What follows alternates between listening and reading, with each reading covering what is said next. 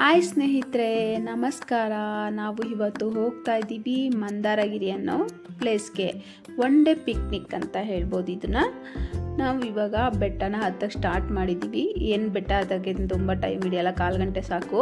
ಇವಾಗ ಬೆಟ್ಟದ ಮೇಲಿಂದ ಈ ರೀತಿಯಾಗಿ ಪ್ರಕೃತಿ ಕಾಣಿಸ್ತಾ ಇದೆ. ಇಲ್ಲಿ ತುಂಬ ಜನ ಫೋಟೋಶೂಟು ಮತ್ತು ಸೆಲ್ಫೀಸ್ ಎಲ್ಲ ತೊಗೋತಾಯಿದ್ರು, ಫೋಟೋಸ್ ಎಲ್ಲ ತೊಗೋತಾಯಿದ್ರು.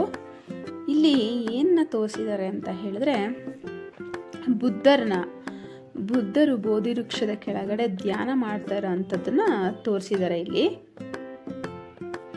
ನಾವೇನಾದರೂ ಬೆಂಗಳೂರಲ್ಲಿ ಕೆಲಸ ಮಾಡಿ ಸಾಕಾಗಿ ಹೋಗಿದಪ್ಪ, ಒನ್ ಡೇ ಪಿಕ್ನಿಕ್ ಎಲ್ಲಾದರೂ ಹೋಗಬೇಕು ಅನ್ನೋದಾದರೆ ಈ ಜಾಗ ಹೇಳಿ ಮಾಡಿಸ್ದಾಗಿದೆ ಅಂತ ಹೇಳ್ಬೋದು ಸ್ನೇಹಿತರೆ.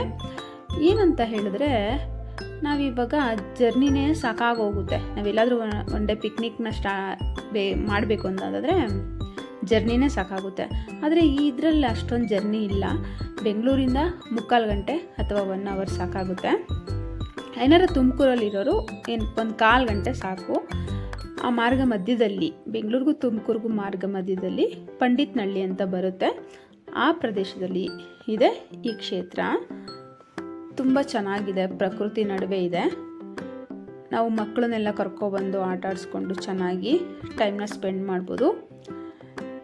ಕೆಲಸ ಮಾಡಿ ಸಾಕಾಗೋಗಿದೆ, ಎಲ್ಲರೂ ಮೈಂಡ್ ಫ್ರೆಶಿಂಗ್ ಆಗುವಂತಹ ಪ್ಲೇಸ್ಗೆ ಹೋಗಬೇಕು ಅಂತಂದರೆ ಈ ಜಾಗ ಅಂತೂ ತುಂಬ ಚೆನ್ನಾಗಿದೆ ಸ್ನೇಹಿತರೆ. ಕೆರೆಯಲ್ಲಿ ಆಟ ಆಡ್ಕೊಳ್ಬೋದು.